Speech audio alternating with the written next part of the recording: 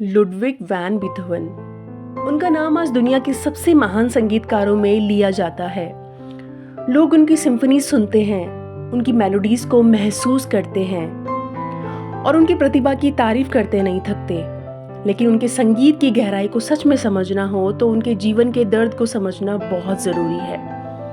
क्योंकि बीथोवन का संगीत सिर्फ सुरों से नहीं बना था, वह बना था अकेलेपन, टूटन, संघर्ष और उस दर्द से जिसे उन्होंने बचपन में अपने अंदर महसूस किया था।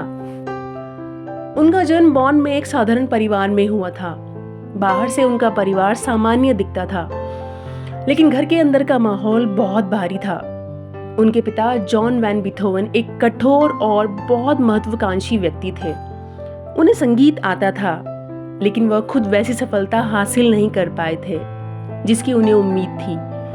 धीरे धीरे उन्होंने अपने सपने को अपने बेटे के ऊपर डाल दिया।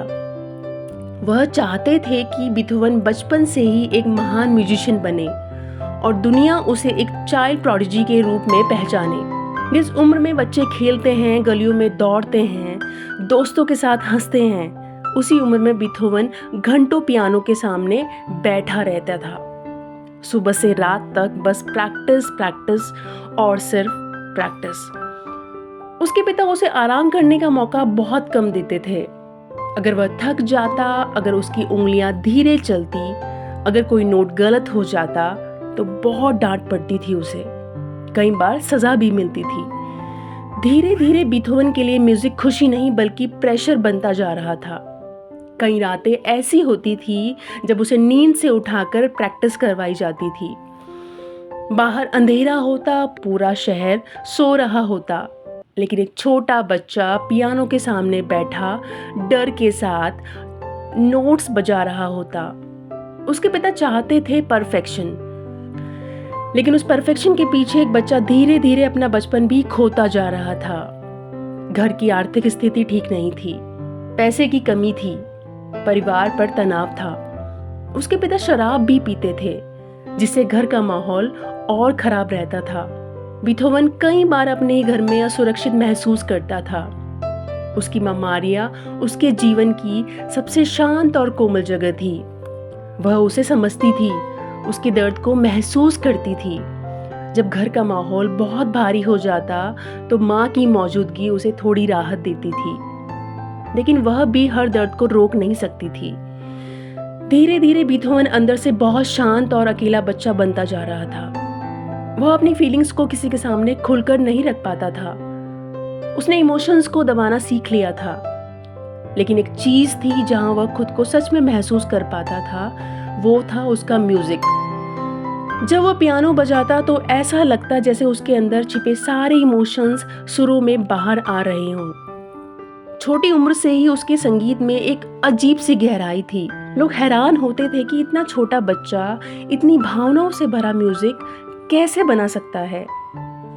शायद इसीलिए क्योंकि वह बचपन से ही जिंदगी के कठिन हिस्सों को महसूस कर रहा था। समय के साथ उसकी प्रतिभा और निखरने लगी। बॉन में लोग उसकी टैलेंट की चर्चा करने लगे। धीरे धीरे उसे छोटे परफॉर्मेंस और म्यूजिशियन गैदरिंग में जाने का मौका मिलने लगा। लोग उसकी पियानो स्किल्स देखकर प्रभावित होते थे, लेकिन बीथोवन सिर्फ एक अच्छा परफॉर्मर नहीं था।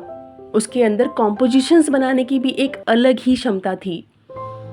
वह मेलोडीज को सिर्फ सुनता नहीं था, वह उन्हें महसूस करता था। फिर उसकी जिंदगी में एक और ऐसा मोड़ आया जिसकी उसे उम्मीद नहीं थी। युवा होने के बाद बीथोवन वियना पहुंचे, वह शहर जिसे उस समय म्यूजिक की दुनिया का दिल माना जाता था। वियना में बड़े बड़े म्यूजिशियंस रहते थे, कंसर्ट्स होते थे और वहीं टैलेंट को असली पहचान मिलती थी। बीथोवन जब वहां पहुंचे तो उनके अंदर एक सपना था, दुनिया को अपना संगीत सुनाने का सपना। शुरुआत आसान नहीं थी। वियना में बहुत कंपटीशन था, हर तरफ टैलेंटेड म्यूजिशियंस थे, लेकिन बीथोवन अलग थे।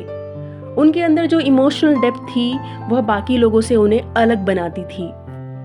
धीरे धीरे लोग उनकी कॉम्पोजिशंस की तरफ आकर्षित होने लगे। वो पियानो बजाते तो लोग सिर्फ उनकी धुन नहीं सुनते थे, उनके इमोशंस को महसूस भी करते थे।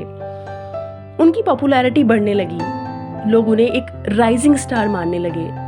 लेकिन जब जिंदगी पहली बार उन्हें सफलता दे रही थी, तभी उनके अंदर एक नया डर भी जन्म ले रहा था। उन्हें महसूस होने लगा कि उनकी सुनने की क्षमता कमजोर हो रही है। शुरुआत में यह बहुत हल्का था। उन्हें लगा शायद थकान है, लेकिन धीरे धीरे समस्या बढ़ने लगी। बातचीत की आवाजें कम सुनाई देने लगी। दूर की आवाजें साफ नहीं सुनाई देती थी। कई बार लोग उनसे बात करते और वह समझ नहीं पाते कि उन्होंने क्या कहा। और एक म्यूजिशियन के लिए यह किसी नाइटमेयर से कम नहीं था। वो डर गए। उन्होंने इस बात को छुपाने की कोशिश की। उन्हें शर्म महसूस होने लगी। उन्हें लगता था कि अगर लोगों को पता चल जाएगा कि एक कॉम्पोजर सुन नहीं सकता तो सब खत्म हो जाएगा। धीरे धीरे वो लोगों से दूर रहने लगे, गैदरिंग्स में कम जाने लगे। कई बार वह अकेले लंबी वॉक्स पर निकल जाते। उनके अंदर एंजाइटी बढ़ने लगी। उन्हें महसूस होने लगा कि जिंदगी उनसे सब कुछ छीन रही है। फिर एक दिन उन्हें सच में पूरी तरह समझ आ गया कि उनकी हियरिंग वापस नहीं आने वाली। यह एहसास उन्हें अंदर से तोड़ गया। कई बार उन्होंने खुद को कमरे में बंद कर लिया। वो डिप्रेशन में चले गए। उन्होंने अपने दोस्तों को लेटर्स लिखे जिसमें उनका दर्द साफ दिखाई देता था। उन्हें लगता था कि भगवान ने उनसे वही चीज छीन ली जिससे वह सबसे ज्यादा प्यार करते थे। लेकिन यहीं बीथोवन की कहानी अलग बनती है। बहुत लोग शायद हार मान लेते, बहुत लोग टूट जाते, लेकिन बीथोवन धीरे धीरे अपने दर्द के साथ जीना सीखने लगे। उन्होंने महसूस किया कि अगर वह बाहर की आवाजें नहीं सुन सकते तो क्या हुआ। उनके अंदर तो म्यूजिक जिंदा है। अब वह म्यूजिक को कानों से नहीं बल्कि इमेजिनेशन से महसूस करने लगे। वह पियानो की वाइब्रेशंस महसूस करते, मेलोडीज को अपने माइंड में सुनते, कॉम्पोजिशंस लिखते।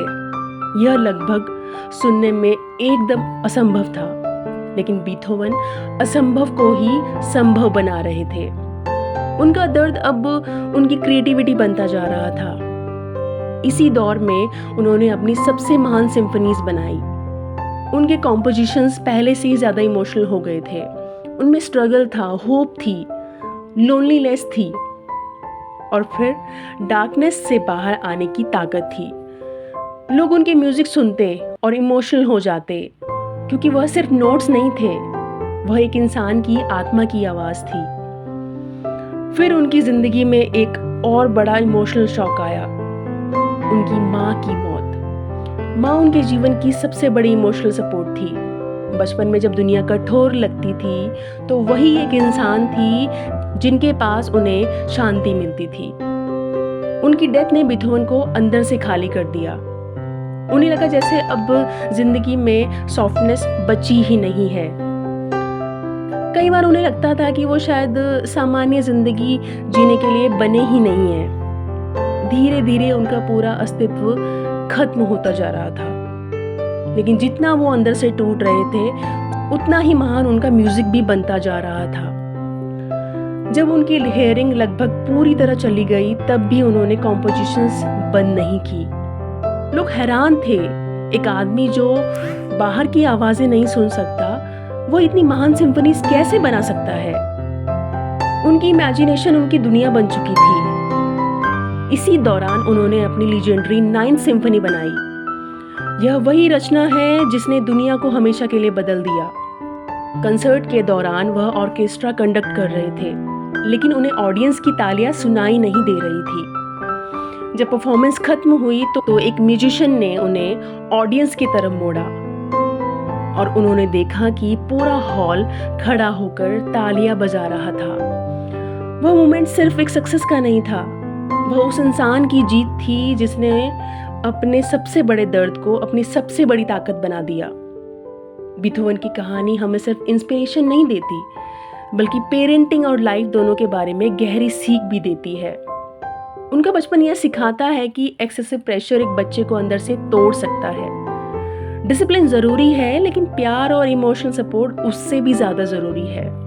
हर बच्चा सिर्फ अचीवमेंट से नहीं बल्कि अंडरस्टैंडिंग और काइंडनेस से भी ग्रो करता है। बीथोवन महान बने, लेकिन इसका मतलब यह नहीं है कि उनका दर्द सही था। उनकी ग्रेटनेस उनके टैलेंट, रेजिलियंस और पैशन की वजह से थी। अगर उन्हें कम प्रेशर और ज़्यादा इमोशनल सेफ्टी मिलती तो शायद उनका बचपन कम पेनफुल होता। फिर भी उन्होंने अपने दर्द को नफ़रत में नहीं बदला, उन्होंने उसे म्यूज़िक में बदला और शायद यही उनकी सबसे बड़ी जीत थी। आज सदियां बीत चुकी हैं, बीथोवन इस दुनिया में नहीं है, लेकिन उनका म्यूज़िक आज भी जिंदा है। जब लोग उनकी सिम्फनी सुनते हैं तो सिर्फ मेलोडीज नहीं सुनते, वो एक ऐसे इंसान की पूरी ज़िंदगी को महसूस करते हैं, जो एक छोटा बच्चा जो बचपन में दबाव के नीचे बड़ा हुआ, एक युवा म्यूजिशियन जिसने धीरे धीरे अपने सुनने की शक्ति खो दी, एक अकेला इंसान जिसने दर्द को अपने अंदर दबाने की बजाय कला में बदल दिया, और एक लेजेंड जिसने दुनिया को यह सिखाया कि कभी कभी सबसे खूबसूरत संगीत वही लोग बनाते हैं जिन्होंने ज़िंदगी का सबसे गहरा दर्द महसूस किया हो।